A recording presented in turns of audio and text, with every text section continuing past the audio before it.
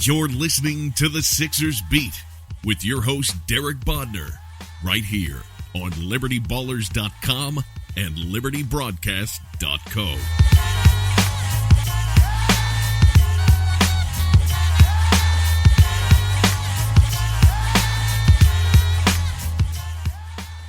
Welcome, everybody. This is Derek Bodner. I'm joined by Rich Hoffman for our second podcast of the week. You know, we went from I guess real quick, get stuff out of the way. Please subscribe to the podcast, iTunes, SoundCloud, Stitcher, Google Play, all the like. You can get links over to that over at SixersBeat.com. Also, if you can, especially on iTunes, give us a rating or a review. A lot of the search results are based on how many new ratings are given, so we do appreciate that.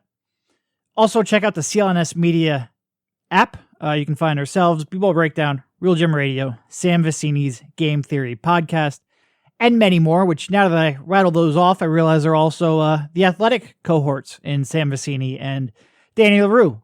Great stuff over there as well. How you doing, Rich? You know it's a hot topic when you almost skip past doing all the housekeeping at the beginning. Well, that's my favorite part of the pod, man. I love the housekeeping. Yeah, I mean, to be fair, that's not true. Sometimes you just skip over it anyway, even if it's a blah podcast. But that is not the case today. We have some stuff to talk about, man. We have some stuff. It's amazing. We went from, like, elation on Thursday to frustration on Friday. It was a real cold reminder of what's been going on with Markelle Fultz and this crazy, bizarre, wacky rookie season. So, obviously, Bryan Colangelo came out. First of all, the Sixers did absolutely nothing on the deadline, which you said on our podcast earlier in the week. I guess it was Thursday or Wednesday night, Thursday morning. I forget when it was, but you said that was the most likely outcome. You were right. Good job on you. They did nothing, which is fine. Yeah, no, I'm fine with. You know, it's like I always said. I feel like this season is destined to be a first, at best, second round exit. And would I take help this year? Of course. Like Tyreke Evans for a second, send him on over. Marco Bellinelli, if you want to claim him off waivers now, or I guess he's probably cleared waivers, but if you want to sign him, go ahead. But I'm not going to give up a substantial asset to still get knocked out in the first round. And I just don't think this team is quite ready to really contend for an Eastern Conference playoff run. So I'm okay with what they did. I think they still have to keep all of their assets, keep all of their trade chips in their pocket so they can make that big move when it presents itself. And right now wasn't that time. The only real guy of significance on the market was DeAndre Jordan, and I don't think anybody wants to see a DeAndre Jordan, Joel Embiid frontcourt pairing. Or at least not that you would want to hitch your wagon to that. So I'm fine with... I'd like to see it for a game or two. Oh, yeah. Like just for like an NBA Jam type thing. But yeah, no, I wouldn't want to be hitching my long-term... finances towards those guys. No, not at all. So that was fine. And I give Colangelo credit for still having a media availability the day after. But it feels like he legitimately thought that yesterday, we're recording this on Saturday morning now, that yesterday was going to be about the trade deadline and about the trades that they decided not to make and to pat themselves on the back for having a long-term view. And that was lunacy. There was no reason he should have thought that press conference was going to be about anything other than Markelle Fultz. It was really strange. I mean, it was 22 minutes, as you said.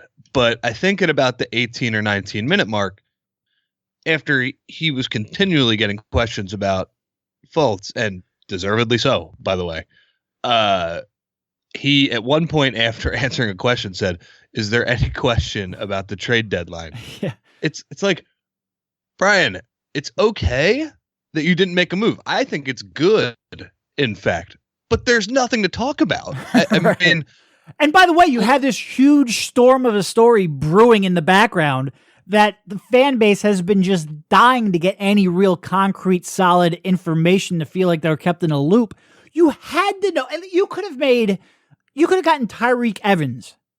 And like Tyreke Evans isn't a huge splash. It's not a long-term, reshuffling of your franchise splash, but it's a significant move for the rest of the season. That press conference still would have been about Markelle Fultz. And then he cut it short after 22 minutes, which, I mean, look, they're different situations, but I'm just saying, I remember when Sam Hinkie traded Michael Carter-Williams away, and there was absolute befuddlement from most of the media. He answered questions for about an hour that day. Sam got killed. He got killed for doing that. By John Smallwood and all of those likes who came there and were furious. How can you trade away the face of your franchise? How can you trade away a point guard? What are you going to do without a point guard? He stood there. He answered the tough questions. He answered them respectfully. And he had like a 45-minute conversation. And like you said, this is different. This wasn't about the trade deadline, but it was about answering the tough questions that the media has, and by extensions that the fans have, because that's why we're there. And they didn't do it. And we say a 22-minute press conference. Let's be clear. First of all, there was a 5-minute kind of introduction from Bryan. After that, you had fucking Howard Eskin asking about, oh, well, don't you think you needed another trade? Don't you think you needed bench help? Get out of here, Howard. Nobody cares about the trade deadline. We were all there. Like, media basically in the media room beforehand said, look, we have to ask him about Markelle. If you have to get one or two questions to get your quotes, fine. But this is about Markelle. So you have him interjecting. At one point, he's like, well, when Markelle comes back, do you think he's going to be a point guard? Howard, shut up. Nobody's concerned about whether he's going to be a point guard. We can talk about how they're going to fit when he gets closer to playing, but we're nowhere near that. And by the way, NBA people don't really talk in terms of that point guard stuff anymore. Anyway, it was, and then you had, Brian Seltzer, which I love Brian. He's great. He's there specifically to ask, I don't want to say softball questions, but team-friendly questions because he works for the site. So you had him interjecting. So really you had about, between Bryan Colangelo's introduction, Howard Eskin's bullshit questions, and when he said, do you have any questions about the trade deadline, you maybe had 13 minutes in between there. And at that point, after he said that, he took two more questions. They were both about Fultz, and they cut it short. And to be honest, I think they did the fans a disservice there. Yeah, I just don't understand why he was so caught off guard. Fultz is a huge story. And I mean, let's be honest. I mean, we're not going to ask about, oh, do you think Ben should make the All-Star game? He interjected with that at one point. And we're not going to ask about, oh, how do you think the team is doing right now? Do you plan on claiming Marco Bellinelli off waivers? Like, no. If Fultz was on the floor, like let's say he has that availability, doesn't make any moves at the deadline, but Fultz is having a relatively normal rookie season, or even if he's not playing that well, but he's playing consistently, at least, then you would get some of those questions. Then we would have to get creative and sort of ask what he's thinking about, different things. But this was plain as day, man. The number one overall pick needs to relearn how to shoot a basketball. Yes. We need answers on that. He went, our point guard, the guy we gave up 2 top 6 draft picks for, has to relearn and retrain his muscles how to shoot.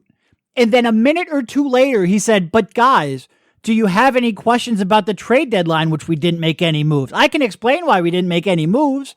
Get out of here. And look, all right. Here's what I'll say. Once it became obvious that Markelle Fultz has to retrain his muscles how to shoot, there was no way Colangelo was going to say that and people not be frustrated. Like, frustration was inevitable at that point. Yeah. But there are ways to diffuse a situation. There are ways to answer questions while still getting out your message, while leaving fans feeling at least a little bit better about the situation of a guy the team has invested so much in, and to at least placate fans a little bit. And Bryan Colangelo has consistently shown he is incapable of diffusing a hot topic situation. He's just not capable of doing it. Yeah, and I mean, like, I hope he understands. It's not personal, but I mean, come on. I mean, this is a massive topic. We're not just going to let this skate. Right. He made it sound like it was crazy for us to be asking about Markelle Fultz. Oh, yeah, the number one overall pick. Forgot how to shoot a basketball. Yeah, but yeah, fine, whatever. Hey, guys, one thing you may not notice about me is that I'm practically blind. My vision is terrible. I also don't particularly like making runs to the doctor's offices. If both of those statements describe you, I have the perfect solution for you. Simple Contacts is a convenient way to renew your contact lens prescription and reorder your preferred brand of contacts from anywhere and in just a few minutes. They even have a 5-minute vision test that you take right from your phone or computer. It's then reviewed by a licensed doctor, and you receive a renewed 1-year prescription and reorder your contacts right there. Simple Contacts offers an unbeatable combination of convenience in doing it from your own home, speed in that it takes less than 5 minutes from start to end, the reliability of being reviewed by doctors and licensed ophthalmologists, the choice of the brand of contacts you want, customer support for your order, and all at the best price point possible. I was a skeptic at first, but the last time I needed my contact lenses refilled, I gave Simple Contacts a try. The app was tremendously easy to use, clear as day in its instructions, and it had all the selection in the world, allowing me to order the exact same brand of contacts I'd gotten used to after all these years. In the past, I would have put off getting my contact lenses replaced because I didn't feel like dealing with the hassle. No more. With Simple Contacts, I get the same trusted brands and at a fraction of the price. Best of all, our listeners get $30 off their first Simple Contacts order. To save $30 on your lenses, just go to simplecontacts.com/SixersBeat and enter promo code SixersBeat at checkout. Again, that's simplecontacts.com or enter the code SixersBeat at checkout. Please do note, though, that this is not a replacement for your periodic full eye health exam. So let's get into what he did say, though. And I guess I'll put it this way to you. What interests you the most out of what he said?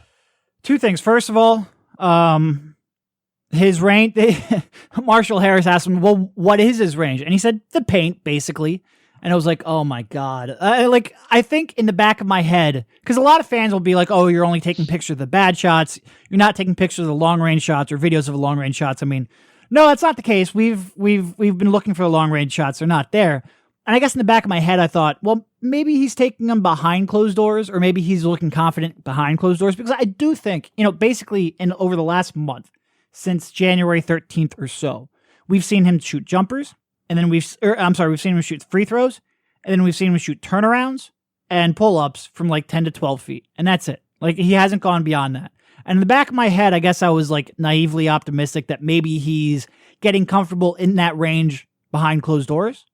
And Bryan pretty much shot that down. He basically said the videos, and he didn't say this, but by what he said, it was basically confirming that the videos that we've been taking kind of do represent where he is in his return to play program. So I think that was a little disappointing. And I mean, he said paint shots and perimeter shots are where you kind of draw a line. Right. The other thing I would say is, back when this whole thing started, we said, he came out and he said, we don't know if changing the shot caused the muscle soreness or if the muscle soreness caused a change in shot. And we said, yo, man, there's you opened up any fog, any uncertainty, any questioning exactly what happened. You opened that up. You brought that on yourself. That was a mistake. You had to say it was the injury from the get-go and not sow those seeds of doubt. And now we're 4 months after the fact. He has a chance to squash that speculation, not say my number 1 overall draft pick went out and changed his shot over the summer without team consent. And what does he say? He says, well, we still don't know whether or not he went out, changed his shot, and that caused shoulder pain, or whether shoulder pain caused a change in shot. The fact that he had this much time to come up with a story, first of all, come up with the truth. But if that truth isn't available, to come up with a story that at least take some of the blame off of Markelle Fultz. The fact they had that much time and still didn't come up with jack shit, it boggles my mind. A lot of fans will look at, and we'll get to this when we talk about Redick, a lot of fans will look at us and say we're the ones bringing the attention on Markelle Fultz. No, the Sixers are bringing the attention on Markelle Fultz. When they said that he changed his shot over the summer without our consent, when Brett Brown said he intentionally changed his shot, he wanted to change his shot, when they came out and let him play through that, when they came out and contradicted the agent's story, when he cast doubt on the legitimacy of the shoulder injury right from the get-go as being the cause, when he brought him back. I mean, look, this whole thing, up until early January 2nd, when they had that press release, this whole thing was frustrating because of a lack of transparency. We said, look, they're giving us bullshit updates. It's vague. It's 2 sentences. They're not answering questions about it. That's frustrating. But in the back of our head, we still had, well, he's probably making significant progress in the background. And then they came out on January 2nd and they said he's in the final stages. And then a week later, he was playing 5-on-5. And in our head, it was like, this has been a really frustrating experience, but it looks like it now might be in our rearview mirror. And he came back out and he wasn't prepared. And for the team to put him out there when he wasn't prepared, I think just brought a whole new level of speculation onto Markelle. And it didn't need to be that case. Like before then, everyone was frustrated at the organization. And by bringing him out too early, they shifted that frustration back onto the player they should be protecting. It's a good point you make, because obviously all of the updates have been vague. And the main reason that Colangelo got all these questions yesterday is because he hasn't been available for a couple of months. Markelle has not been available since he was shut down. Brett has just dealt with all of these questions, and we're not getting any sort of info. It's a good point you make to say this was going to be a frustrating situation anyway, because Markelle can't shoot at an NBA level right now. No. And that like, to give Colangelo even a little bit of sympathy, it's not an easy situation to talk about. No, it's not. So I get that. But yeah, now the focus has turned into, well, are you guys handling this correctly? Because, I mean, it's one thing for you to sort of give these vague updates. Now there's a real question. I mean, I just have so many questions about whether this is the right course to move forward. He said that he can, the perimeter shots are where he cuts it off. I mean, that's what we've seen in terms of a live action play. He can shoot in the paint, and he can shoot a free throw when he takes forever. And those look okay at times, but nothing else. I mean, and then Colangelo says, well, he's looking great in terms of attacking the basket. There's nobody guarding him. Right. I can look good. I mean, I wouldn't look good at attacking the basket, but anybody can attack the basket when there's nobody guarding you. And I mean, God, the stories just haven't been straight. How about yesterday when Colangelo says his conditioning is better than it's been since he was drafted? This is less than 48 hours after Brett says, I take him out because of conditioning. Right. They've never been on the same page. It's amazing. It's amazing. Yeah, the stories just haven't been straight. And I mean, look, I understand, he's probably thinking, oh my God, the speculation is crazy. But a lot of that is self-inflicted. It really is. It really is. And I mean, I think we're both at the stage where, judging by the lack of progress, judging by the fact there's 30 games left, and Colangelo tried to be like, oh, well, he's practiced so much with the team. His skill set fits in so well. I think it's going to be an easy adjustment. I don't think that's going to be the case. And if he can't, I disagreed with that more than anything he said yesterday, which is hard to do. And when you have that kind of adjustment, and like we said, he played I'm going off of memory, but 3 summer league games, 2 preseason games, and 4 regular season games in the last 12 months. So you have that adjustment just to playing basketball. You have that adjustment playing against NBA competition. And you have that adjustment of, oh, by the way, his muscles forgot how to shoot. I don't see any way whatsoever that he's going to play this year. And as you've said repeatedly, if that's the case, and look, I do wonder a little bit, there's a couple plausible explanations. Last week I brought up maybe it's a carrot for Markelle to keep him kind of engaged.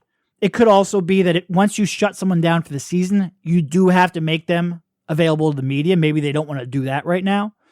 But I think what would be best for him is to just be shut down, get away from the cameras, which might sound contradictory, but we'll get to that later. Get into a spot where he only has to worry about his shot. Get that shot back, not worry about anything else. Because this kid, I just don't see look, I'll be happy to be wrong. I just don't see how he's going to play this year. I don't see it. Yeah, and I mean, he keeps talking about how, it'll be an easy transition because, well, he's with the coaching staff all the time and he travels with the team and whatever. He fundamentally can't shoot a basketball. And that's just a massive problem. I just don't see it. And, I hate to sound, like a broken record on this, but he should be dedicating all of his time to the shot. It's and not the way, honestly, to me, I don't think the way they're doing it, because he'll shoot these pull-up jumpers and they won't look that good. And then he'll do some form shooting from 2 feet away. Yep. He needs to do that. Like the first step is admittance, right? You need to just figure this out, isolate the problem, and get it right. I understand, by the way. This is like you said in your piece today. This is about as frustrating for everybody. It's frustrating for us to talk about, because sometimes I feel like an idiot talking about this because we have no idea what's going on. But they really need to just understand that, like, this is bad, and the only way we're going to fix this is by going all in and isolating the problem. I don't. Oh God, it's maddening to talk about, man. It really is. It really is, and it's. I mean, I don't know. I don't know. I don't know what to say. And clearly the Sixers don't. Like, I do empathize with them a little bit that you don't know how long this is going to take. Colangelo said he's never seen this injury before in his career. I don't know if a player who previously was able to shoot now having to retrain that mid-season has ever, to my knowledge, happened in the middle of a career or in the middle of a year. So I understand that, like, actually sitting down and trying to get a timeline is borderline impossible. My biggest criticism is that I don't know what they saw in late December, early January to say, yeah, let's announce this kid is almost ready and let's put him under that scrutiny. I don't get it. I don't get it. Yeah, it doesn't make sense. I mean, and for Colangelo to say he's progressing well and he's doing things on a basketball court that are a pure and natural display of his talents and basketball instincts, he's playing 1-on-0. Right. I will say, I think it's right for him to say that. I don't put much stock into it. Like, of course, he looks good doing that. And I think it's right for them, before a game to go out there and have him do these drills that he's going to look good. And this shoot around before a game isn't the time where you have to get reps in. Like, he has plenty of time. That practice, and this goes back to him shooting in front of the media. That practice facility is open 24/7 to these guys. They have a key card to get in. Coaching staff will get there whenever they want. He can put up shots whenever he damn well pleases. There's no shortage of time for him to put up shots. He doesn't need to be doing that before a game. So if you want to be there and have him do dribble drive moves, have him attack the basket, have him change direction and showcase some of those skills just to kind of, if someone's going to videotape it to at least look good doing it, sure, fine. I think that's okay. But I'm also not going to put a whole lot of stock in it right now. Yeah. You want to talk about Redick bitching us out? He did rip us a new one, but before we do get to that, one quick word from our sponsor, SeatGeek. Buying tickets to sports and concerts can be complicated and confusing, but there is a better way to buy with SeatGeek. SeatGeek is the smartest, easiest way to get tickets to every type of live event. Whether you're searching for a last-minute deal, planning a night out, or need to find the perfect gift, SeatGeek helps you find the best seats at the best prices, fully guaranteed. I recently bought tickets to see Philadelphia's own Kevin Hart this summer at the BB&T Pavilion, and the entire process was completely painless. Most of all, I had complete confidence that I was going to get the best deal possible. SeatGeek is designed to make your ticket buying experience easier than ever. SeatGeek saves you time and money by searching multiple ticket sites to compare prices and find amazing deals. And to get the most bang for your buck, SeatGeek grades every ticket based on value to help you immediately identify the best seats that fit your budget. Plus, every purchase is fully guaranteed, so you can shop for tickets on SeatGeek with confidence. Best of all, our listeners get $20 off their first SeatGeek purchase. Just download the SeatGeek app, enter promo code BEAT today. That's promo code BEAT for $20 off your first SeatGeek purchase. All right, so Redick. After the press conference, there was shoot around, and we're all in there maybe half an hour, 45 minutes after the press conference ends, we're told to go back out on the court. There's shoot around.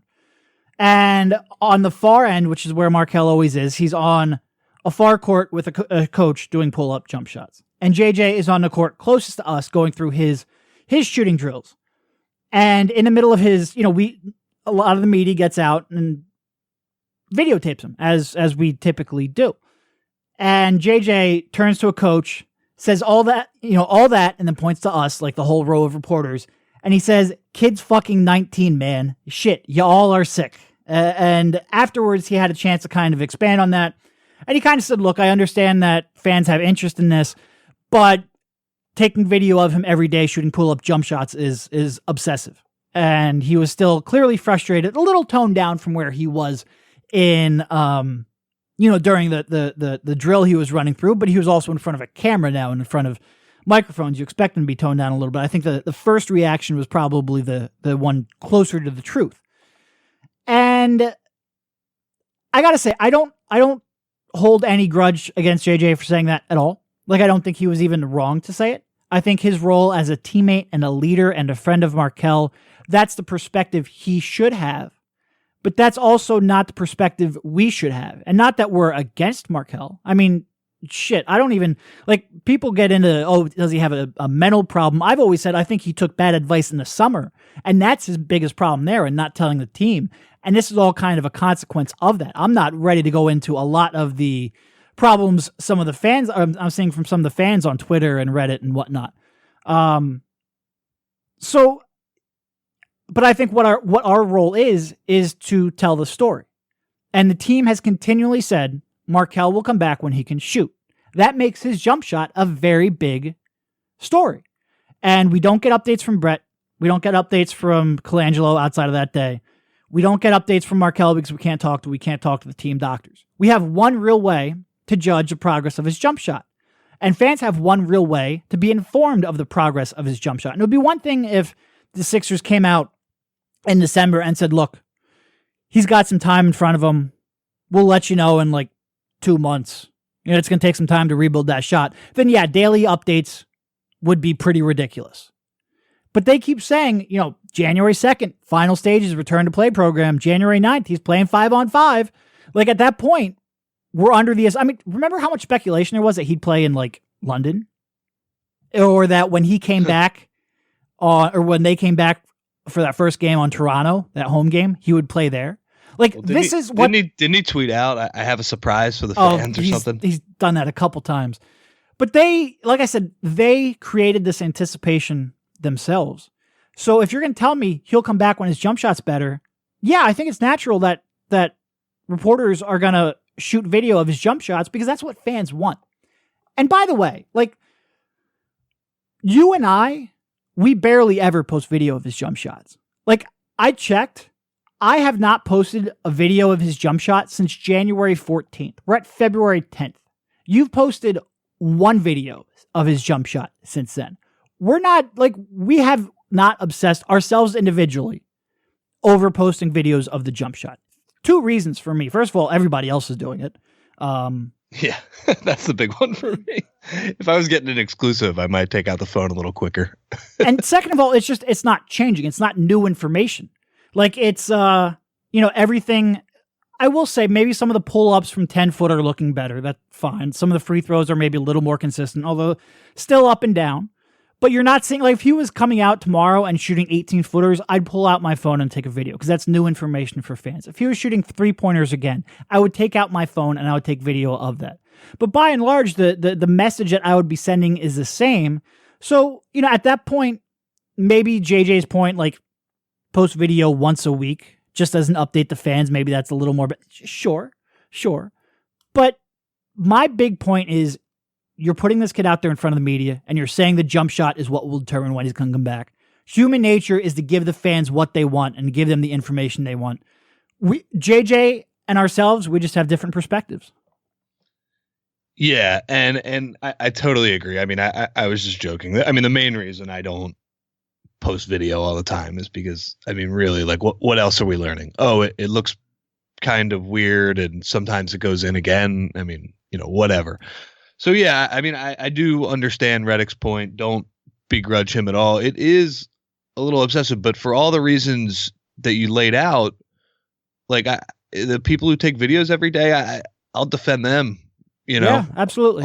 All day. I mean, it's their right. And, in many ways, they're sort of thinking it's their job. And I don't necessarily disagree, even if, we decide to post them a little less. If the Sixers put this kid out there pretty much after every shoot around and give us a timeline that basically says, well, he's close, we'll see. We don't know exactly when, but we expect him to play this season. Guess what? People are going to focus on that thing. Yeah. Yeah. And here's the other thing too. And I agree with that completely. Like, just like when Bryan Colangelo said, hey, our point guard that we traded 2 picks for, he has to relearn how to shoot, but do you have any questions about the trade deadline? Just like that is ridiculous. Saying, hey, he's in the final stages, he's playing 5-on-5, could be close. We'll see how his jump shot looks. And then, yelling at us for obsessing over his jump shot. Like, you can't set that expectation and then get mad at the result. Also, what I'll say is, back when it was clear he was getting close to 5-on-5, I told 2 members of the front office, and I said, look, he's going to be under a microscope like he's never seen before. These jump shots are going to be dissected in every which way, not necessarily by the media, but by the fans who want to see it. And they said, fine. We're okay with that. Like, they felt he was ready for that kind of scrutiny. The front office and the coaching staff and Markelle himself have all the control in the world over this. Like I said, he has access to that training facility 24 hours a day. They will get a coach there whenever he wants. They'll get 2 of them. Sure. There is nothing requiring him to be shooting. And again, it's not like we're saying, well, he just shouldn't practice because he's not confident. Like, no, we get access to 10 minutes of that practice. That's it. A 2-hour practice some days, we get 10 minutes at the end when people are only doing shooting drills. He could just say, hey, look, I'm going to go shoot for 10 minutes before practice. I'm going to shoot for 10 minutes tonight. I'm going to shoot for 10 minutes after I go, eat lunch at our catered, our in-house restaurant. He could do a million different things. If they don't want him under that level of scrutiny, there's no reason he would be. Yeah. The response to the media coverage of this story has been one of the more polarizing things I've ever seen. I mean, on one hand, I have people saying, you're not pressing him hard enough. You're not. Every question should be about Fultz to Dario Saric and whatever. And then there are other people who agree with Redick, who think this is too much and we're sort of we're hurting the kid's future. And I'm going to be honest, I side closer to the first people. It's not our job to coddle this kid. And I get it. He's 19 years old. Guess what? He was the first pick in the NBA draft, who's making how many $1 million a year? 7. Part of the job is to deal with media scrutiny. I'm sorry. I get it.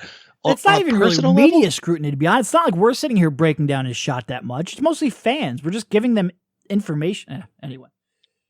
On a personal level, I totally feel for Markelle Fultz. This is awful. I mean, for a guy who the game came so easily to over the past couple of years, and a guy who, I mean, obviously he had that good story about how he wasn't a varsity player until he was a junior, but God, who had just had 3 unbelievable years of basketball, for that to basically vanish overnight, I mean, that has to be traumatic. I'm sure there's a mental component to this. That was asked of Colangelo yesterday, and he again gave an unsatisfactory answer on that one, but whatever. I get it. This has to suck for him, but it's a major story. Yep. I mean, the first pick in the NBA draft needing to relearn how to shoot a basketball, that is not something that any media member should let slide. Right. It's not normal. So I don't know where they go from here, but again, I mean, I've made my position very clear on this. They need to shut him down for the year, and they need to send him away or just away from cameras, like you said. If you want him to stay in Philly and stay with the team, fine, but have him practice at 5 p.m. It's like, I think it was Kevin Kincaid from Crossing Broad said yesterday, I didn't get into this to hold up a cell phone and take video of a guy 100 feet away shooting pull-up jumpers. This isn't what I necessarily signed up for. But also it is a story that needs to be told, and it's the information that maybe not every fan wants, but a large majority of fans want. And it's a story that's really important on the Sixers' long-term future. It's a story that is not adequately explained at this point. And because of that, if you're going to run a guy out there, we have to cover it. I'm sorry. It's just part of the job. It's part of the job. All right, we're going to get into some actual basketball talk, the stuff that happened on the court in a second. But before we do, a real quick word from our sponsor. I'm constantly looking for ways to make better use of my time and avoid unnecessary waiting. Did you know that you can even get postage on demand with Stamps.com? You can. With Stamps.com, you can print real U.S. postage for any letter or any package right from your home or office. All available 24 hours a day, 7 days a week, when it's convenient for you. Stamps.com will even send you a digital scale so you can weigh your letters and packages and print the exact amount of postage every time. And it's so easy to use, they'll have you up and running in seconds. You can access all the services of the post office right from your desk. It's never been easier to send out your letters and packages. At The Athletic, we send a lot of merchandise, and Stamps.com has helped make that process easier and less time-consuming than ever, turning what would have been a chore into something that's barely even a blip on my radar screen. Best of all, I've worked out a special offer with Stamps.com for our listeners. That includes a 4-week trial, plus postage, and a digital scale without long-term commitments. Go to Stamps.com, click on the microphone at the top of the homepage, and type in BEAT. That's Stamps.com, enter BEAT. Good win last night, though, huh? Yeah, wire to wire. That was nice. And that was kind of like the shame of it, too. Like, we're watching Joel Embiid progress into this MVP caliber player.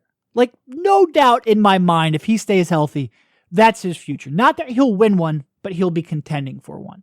Ben Simmons, we can argue whether he should or should not be an all-star.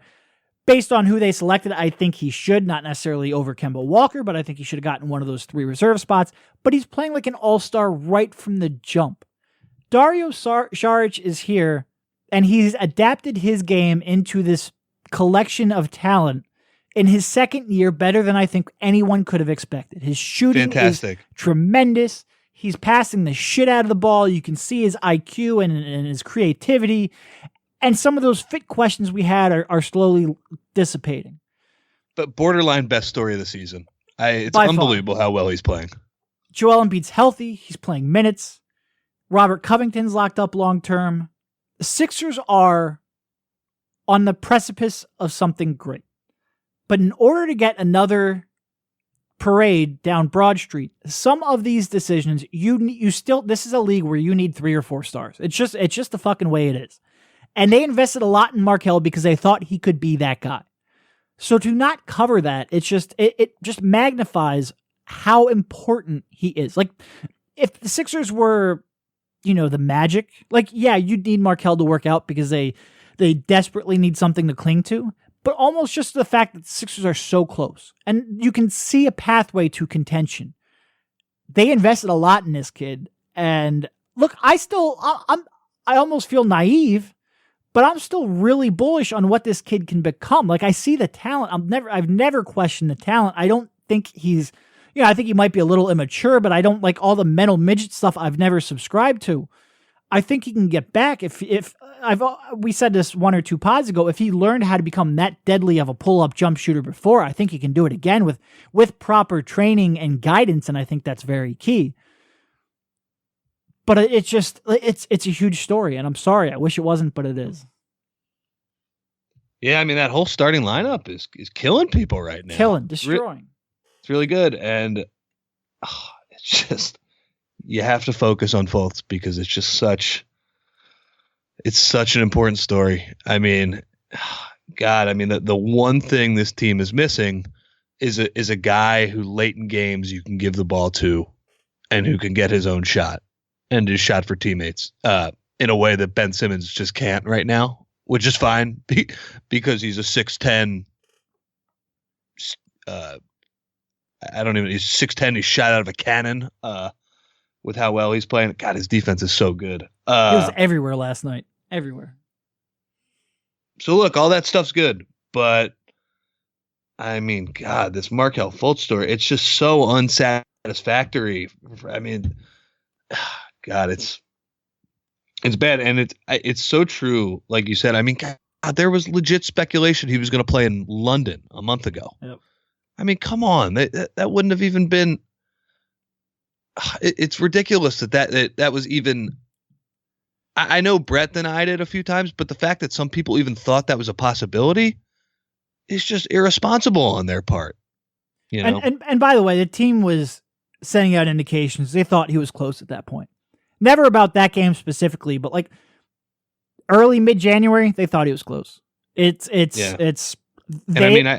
guess the take here is that they really don't know. No idea. And I mean, I think they, like I said, I think they kind of pushed the hype button a little bit too early, and that explains. At least look. You want to get on us for shooting video, fine, but I think the Sixers and the way they've treated that have played a role in that as well. So it's a two-pronged problem. I mean, we've basically killed them for about 30 minutes or so about how they've handled this. But I think everybody needs to know that the thing that me and you are most concerned about right now is whether this kid can actually get back on the floor. Because, I mean, God, we love talking about the media aspect and their transparency. And by the way, they deserve to get hit for that and hit hard. But the real thing that matters is this kid getting back to the level where he can stop on a dime and shoot hezzy pull-up Jimbos in guys' faces. I mean, that's what we all care about. Like, me and you got into this to talk about basketball. Like, we're just obsessive basketball fans and analysts, and so we want to watch this kid play at a high level. That's what it boils down to. And I mean, like you said, I feel stupid saying it, but I do think if he can get this shot back, like, I think the sky's the limit for this kid. Yep. But it's just, God, it's been such an unsatisfactory thing. I will say this. If he does get the shot back and becomes, I mean, I'm not saying he needs to become, an MVP candidate or anything, but let's say he becomes like an all-star caliber player along the lines of, the guy he was projected to be coming out of college. That'll be the craziest story in the history of basketball, maybe. Yeah, for sure. After this. So that's why, we're saying, while we're still confident in the talent, like, this is borderline unprecedented what's going on right now. It really is. And I mean, it's one thing for us to say he can't shoot. And I think some people take that he can't shoot now. And I think some people take that as negative. I'm stating what I see. That's not me saying he'll never be able to shoot. That's not me saying he's, like I said, a mental head case for getting to this point. It's just right now he can't physically shoot a basketball. No, he just can't. It's a fact. And like you, this is part of the job and you have to do it, but I didn't get into this. I got into this because I cared about what happened on that 94 feet by 50 feet rectangle. And that's always going to be my focus. Like, I don't get too far into players' personal lives or their personal demons, or the only other story I really hated to cover was the whole Okafor legal issues. That's not what I'm here for. But you can't, this impacts what happens on that basketball court, and it's unavoidable. It's unavoidable. And look, some people view the league as entertainment, and I remember a couple of weeks ago, Kevin Durant. Did you see the video of him? He was taking questions after that crazy LeBron to the Warriors rumor, and there were two media guys in the scrum almost coming to blows because they just wanted to get the soundbite of him talking about this. Just this ridiculous, absurd rumor. And these guys almost started fighting each other, these two camera guys. And Durant looks at them and basically says, what are we talking about here, guys? This is basketball. And I was like, I'm not the biggest Kevin Durant fan in the world. Obviously, as a player, I am. But, oh my God, I was like, you summed up my thoughts on that perfectly. And I get it. Some people, they look at the sport as entertainment. Don't get me wrong. Like, when Embiid does something funny off the court, I'm not going to write about it, but like, if it's interesting, like, I'll laugh at it. And, if Russell Westbrook wears a crazy costume and the inside the NBA guys start making fun of him for it, like, sorry, not costume, just like an outfit. It basically is a costume sometimes that he'll wear to games. Like, I like that stuff not too. Like a Jason Kelsey costume. No, it was quickly on that. I couldn't believe like the national attention he got on that. Nobody knew what the Mummers was, which was funny. They were like, is he a sultan? What is he wearing right now? I enjoyed that. Yeah, but I love all that stuff too. But this doesn't even qualify as that. I mean, anybody who gets entertainment out of this is sort of, just kind of, they must be into horror movies or something like that, because this is not fun to cover. Yep. Well, I'm not sure I got anything else. What do you got? No, I mean, it's just such a strange, unexplained thing, man. I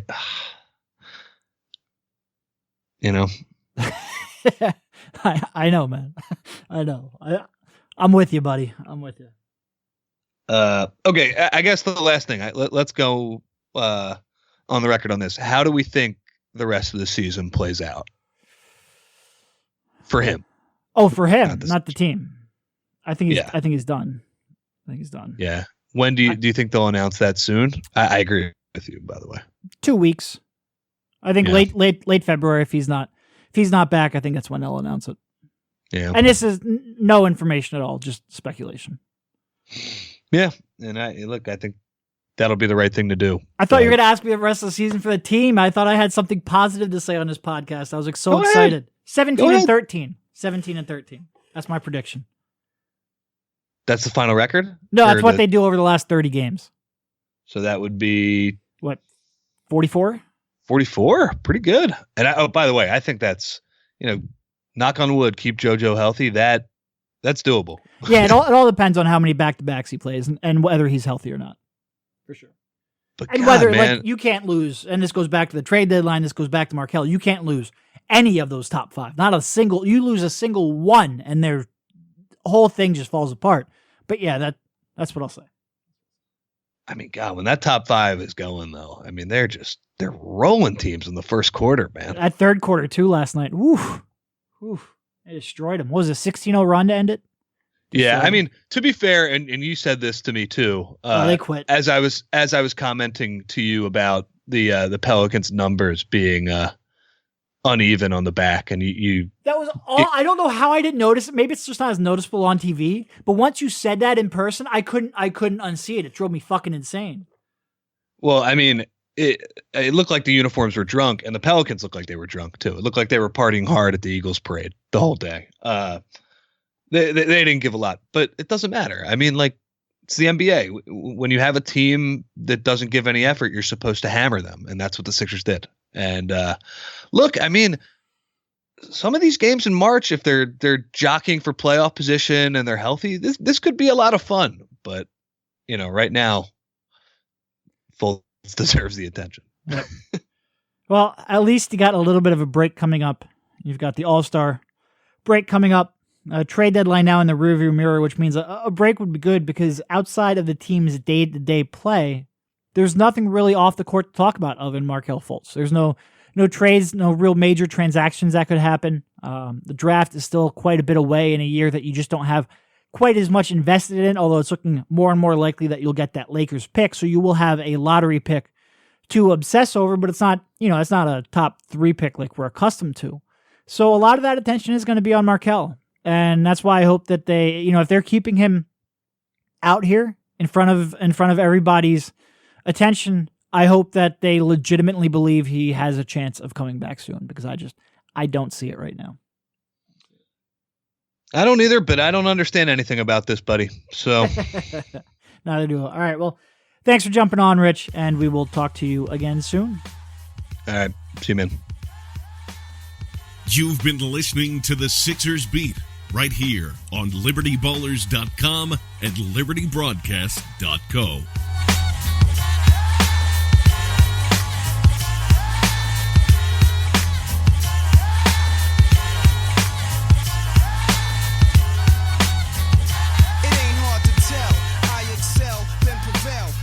Contacted, I attract clientele. My mic check is life or death, breathing a sniper's breath. I exhale, but